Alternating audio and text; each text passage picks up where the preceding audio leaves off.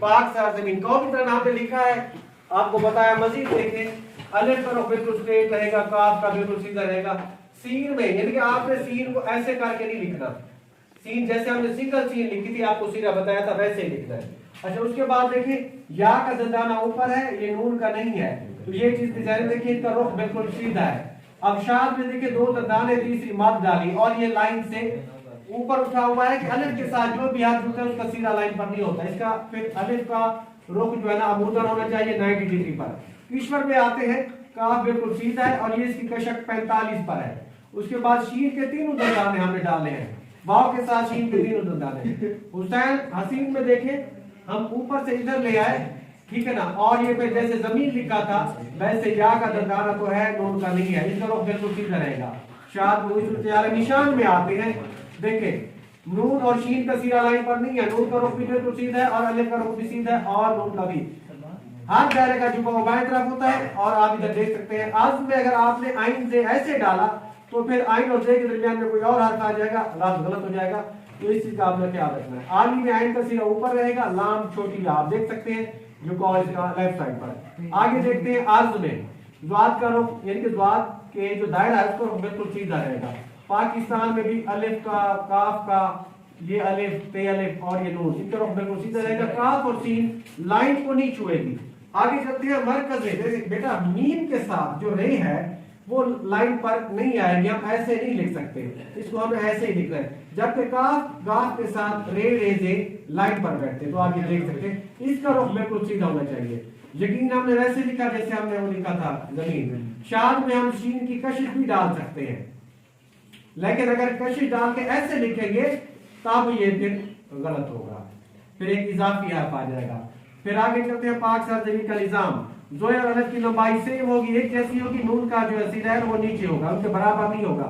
कुव्वत अखुवत अवाम ये 70 से 75 के जागे से ऊपर के नीचे की तरफ जोड़ रहे हैं। वाव के बाद अलिफ हमने ऊपर उठा लिया। उसके बाद मुल्क में मीम देखे, मीम लाइन के साथ जोड़ रहा है तो इसीलिए मीम जो है लाइन पर हमने नहीं लिखा। लाम का रुख काफ का रुख बिल्कुल अमुदन होगा। सात तरफ पे देख सकते हैं आप, सीन के बाद लाम है, लाम के बाद कोई और नून, आखिरी जुड़ा हुआ ते है जो कि बेसिक लाइन पर मौजूद है। बाकी के रुख लाम का रुख, तोय का रुख, ये ते का रुख, इनके रुख बिल्कुल सीधे रहेंगे।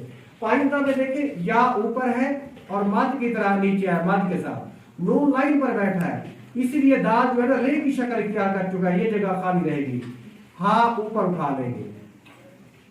ताबिंदा भी वैसे लिखेंगे। उसके बाद हम लिखते हैं मंजिल मुराद, ये देखिए ये मीम नून जे है जबकि ये मीम रे है, तो ये इसमें एक जो बात डाली है यानी कि पैबंद डाला है तो वो नून का है। परचम में सितारा, सितारा में बेटा अगर आपने सीन दो दंदाने देके ऐसे लिख लिया तो सितारा नहीं है, ये सारा है। आपने ते की आधी शक्ल इसमें नहीं डाली, तो अगर ऐसे लिखेंगे तो गलत होगा, ये ठीक है। हिलाल में हाँ ऊपर उठा लेंगे। लाम का रुख, अलिफ का रुख और ये लाम बिल्कुल स्ट्रेट अमूदन यानी कि 90 के जाविये पर। रहबर तरक्की में रे लाइन पर बैठेगा और काफ छोटी या की जुड़ाई बहर होगी। कमाल में काफ का सीधा सीधा होगा, थोड़ा सा अंदर आएगा, फिर मीम है या जो भी हर्फ है, और मीम लाइन पर नहीं आएगी कि अलिफ के साथ जुड़ रही है। अलिफ का रुख और ये लाम का रुख बिल्कुल स्ट्रेट रहेगा। तर्जुमान में रे लाइन पर बैठेगा, मीम लाइन पर नहीं होगी, अलिफ के साथ जुड़ रही है। माजी अगर ज़वाद छोटी ऐसे लिखा तो गलत होगा, हमने इसको ऐसे करके ऐसे लिखना है ताकि सही तरीके से लिखा जाए। आगे चलते हैं शान हाल। तो हाल में देखिए हा का सिरा हमने खुला रखा है, लंबाई के साथ ले आए। अगर इसको हम जैसे इधर जी मतलब जान लिख रहे हैं तो इधर सीधा ऐसे होगा, इसके साथ जुड़ जाएगा। इस्तकबाल में सीन ते काफ लाइन पर नहीं होगा। इनके रुख आप देख सकते हैं जो आपको बार बार बताए गए वो बिल्कुल अमूदन होंगे। लाम का झुकाव बाईं तरफ होगा। साया में सीन का सीधा ऊपर होगा, ये अलिफ ऊपर ले गए तो खुदाए में, और ये देखिए बड़ी या छोटी या के साथ बड़ी या, ये बड़ी या के ऊपर हमजा कभी नहीं आता उर्दू में। ये दो या है, एक या ये है और एक ये है, लेकिन जैसे बे बड़ी या है तो ये या बड़ी या है। जुल जलाल में वाव की वजह से लाम हम ऊपर नहीं ले गए, अरबी का लफ्ज है, फारसी में भी इस्तेमाल होता है, तो अलिफ जो है ना ऊपर लाम की वजह से ऊपर ले गए, और जीम हमने लाइन पर नहीं लिखी, उसकी वजह ये है कि लाम के साथ जीम जुड़ी हुई है।